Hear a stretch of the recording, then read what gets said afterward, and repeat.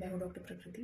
और अगर आपको भी इस बदलते हुए मौसम में सर्दी, ज़ुकाम, खांसी, बदन दर्द, फीवर की शिकायत हो रही है तो तुरंत होम्योपैथिक मेडिसिन स्टार्ट करें। ब्रायोनिया 30 सुबह, दोपहर और शाम को 4-4 गोली लेनी है।